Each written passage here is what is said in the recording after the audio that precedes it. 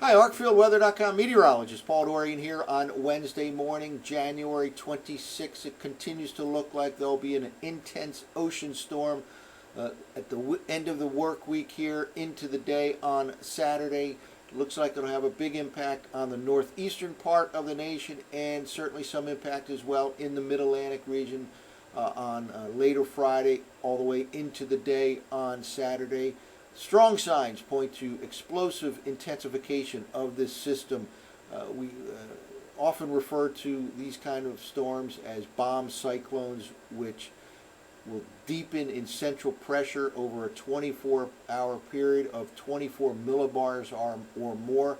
This certainly looks like it could fall into one of those categories of a bomb cyclone with explosive intensification over the period from midday on Friday into the midday on Saturday. Right now, it looks like the biggest impact continues to be from New York City, Long Island, up across New England. Still an impact of note across southeastern Pennsylvania, southern New Jersey, Delmarva Peninsula.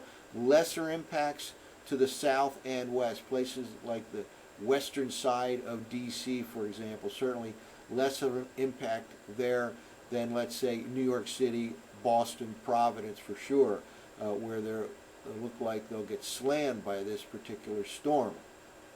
Still, 48 hours or so to go, and all the questions have not been answered yet in terms of the exact timing of the phasing of a couple of upper-level features we'll talk about over the next few minutes. A shift in the storm track of just 50 miles on either side could have a very big impact all along the I-95 corridor region from D.C. to Philadelphia to New York City, and we'll focus in on many of the players involved over the next few minutes. First of all, I'm using the Canadian model here. I think it has had a pretty good handle on the overall situation, perhaps one of the more consistent models with this particular scenario that's unfolding for the end of the work week and into the early part of the weekend. This is the initialization from last night at 0Z, and I wanted to start off with this because, as I've mentioned before, the 0Z model runs and the 12Z model runs have the very latest radius on data or upper air observations. So I wanted to point out where this key upper level wave of energy existed at 0Z last night, and here it is right here, moving right into the right over the southeastern coastline of Alaska and the very extreme northwest part of Canada. That's at 0Z last night, so it was just getting into territory where it's better sampled for the 0Z runs. Definitely, we'll have more information on this particular wave for the model runs later this morning, the 12Z runs. So watch what happens here with this particular wave of energy. Drops to the south and east. This is by 7 a.m. this morning, already happened. This will be better sampled in today's model runs that come out in a few hours. It's really the main thing I wanted to point out here. But watch as this thing drops to the south and east. Here we are now by Thursday morning, right here crossing the northern Rocky Mountains. Notice a lot of energy to its north and east. It is the timing of these wave of energies. Here we are by Friday morning, right here, all the way down into the south central states, over Texas. Again, keeping in mind it's way up in northwestern Canada as we speak. Also, a lot of energy right here to its north. And these two disturbances will then try to phase together. Basically, they end up catching up. One catches up to the other, and they phase together.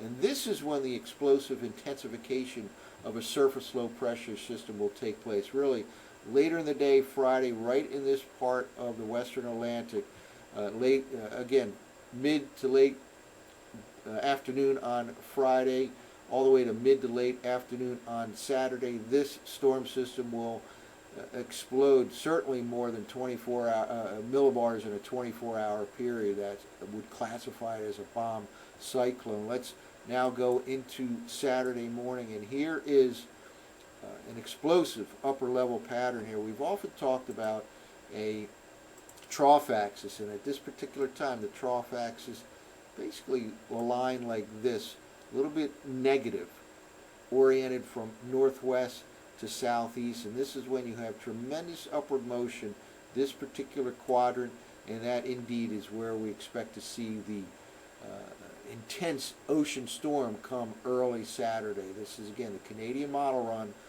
from last night, the 0Z model run, and this is the area where we expect to see an intense storm come Saturday morning. Now, if it's 50 miles east versus 50 miles west of what we're seeing right now, could have a big impact on the I-95 corridor region in particular. Well, we can kind of see the reflection of those upper air vorticity maxima, vorticity areas of spin in the upper part of the atmosphere. And here we're looking at the 500 millibar height anomaly forecast maps from the Canadian, and we'll see the phasing together of those two systems, one in the northern stream, one in the southern stream. The exact timing of that phasing together will dictate the ultimate storm track of this system. Still yet to be determined. We're 48 hours plus away from this event. Now let's move forward here, and the blues here represent lower heights than normal. Here we are now into Friday morning. Here is the beginning stage of a phasing together of that northern system with the southern system all the way out to Friday night, and here we are deepening upper level low pressure at this particular time. And again, by Friday night, I always like to look at the orientation of that trough axis. Pretty much kind of neutral at this particular point in time. But let's move forward a little bit, and here we go by Saturday morning. Just a tremendous upper level feature here with a little bit more of a negative tilt to that trough axis. At this particular time, when you have a trough axis that's going more and more negative, that enhances the upward motion right in this quadrant right here. And again, that is where we expect to see an intense ocean storm come early Saturday morning. Now, whether it's a little bit to the west or a little bit to the east will make a big difference, potentially, in the I-95 corridor region from D.C. to Philadelphia. New York City, Long Island, New England look almost like in perfect shape to get absolutely slammed by this particular storm. If for some reason the storm shifted a fair amount to the west, that could actually introduce some mixing issues along extreme eastern part of Massachusetts, for example. But right now we're not expecting to see that. But this is the scenario as depicted here by the Canadian model, at least at 500 millibars for Saturday morning. Now, other ingredients involved here are what we call upper level jet streaks. These are really areas of very strong upper level winds. The core of the jet stream in areas depicted here as jet streaks, like right here as we begin the day on Wednesday morning. This is a very impressive jet streak across the southern U.S. Now, let's move forward as we go into the late week and the early part of the weekend. Here we are now by Friday morning. Notice a representation of that upper level feature in the northern branch. Right here we have a jet streak in the northern branch, and we have a developing jet streak down here in the southern branch of the jet stream. And these two will tend to coalesce by the time we get to the early part of the weekend. And here we are, Friday night, and we have kind of, let's go out a little bit farther in time. We have two separate areas of jet streaks right here come late Friday night. One over New England, northeastern part of the nation, and another in the southern part of the U.S. And this combination will lead to a lot of upward motion right here with a reflection of a low pressure at this particular time, late Friday night and going into Saturday morning.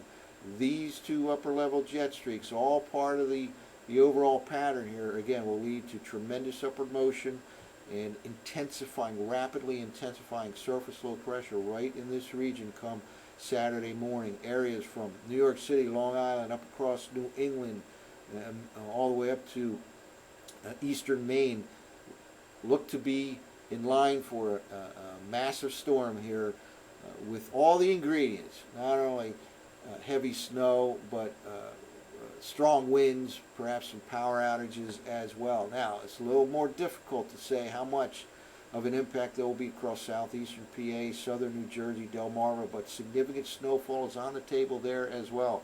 Lesser impacts when you go farther south and west across places like western suburbs, the Virginia suburbs of DC, but even there certainly can be accumulating snow.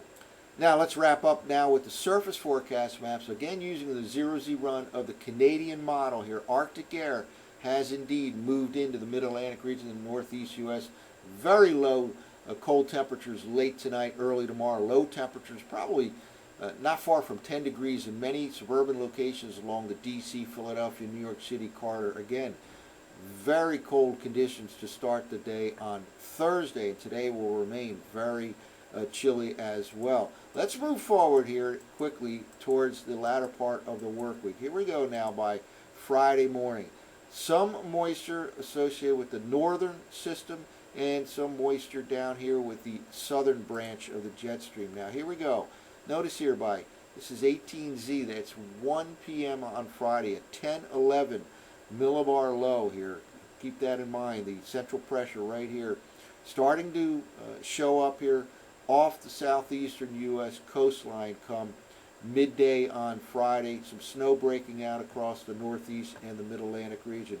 This is the time that the phasing starts to begin, and the system that started off here midday on Friday as a 1011 millibar low, watch it intensify rapidly as we move forward here. Now by the time we get to later Friday night, accumulating snow extending from southeastern Virginia up across Delmarva into southeastern PA, throughout New Jersey and the coastal sections of New England. Then we go into Saturday morning, rapidly intensifying storm system here as of Saturday morning with snow on its northwest side, extending again from eastern Virginia, northeastern North Carolina, across eastern Pennsylvania, the Delmarva, New Jersey, all the way up into coastal New England, and just a tremendous development here. This is a 970 millibar low now by 1 p.m. on Saturday. That is 41 millibar drop in that 24-hour period from 1 p.m. on Friday to 1 p.m. on Saturday. Started off as a 1011 millibar low right in this region here midday on Friday. Explosive intensification, absolutely getting pounded at this time across New England here. Places like Boston, Providence, this could be one of the all-time greats for that part of New England and much of New England as well, really extending back to Long Island, maybe even New York City, and still accumulating snow at this particular time, midday and Saturday, across the Delmarva, southern New Jersey, southeastern Pennsylvania. Again, farther south and west you go, the less of an impact there will be. Still do expect some accumulating snow in the DC metro region, certainly less there than up the I-95 corridor region to the north and east, and we go all the way out to Saturday evening. Continuing development here, now down to a 961 millibar low. Again, it started off at 1011 millibar low here on midday Friday. This is late in the day on Saturday evening, getting pounded at this particular time across much of New England. Again, could very well turn out to be one of the all-time great snowstorms in much of New England, and perhaps all the way back to Long Island and New York City. Still, many questions to be answered over the next 24, 48 hours or so. I expect kind of an important update to the model runs later on this morning, as that all-important upper-level feature will get better sampled as it moves well inland between last night's model runs and this morning's model runs at 12Z. So that'll be very interesting indeed. Stay tuned to arcfieldweather.com for updates later on today. That's it for now. I'm meteorologist Paul Dorian.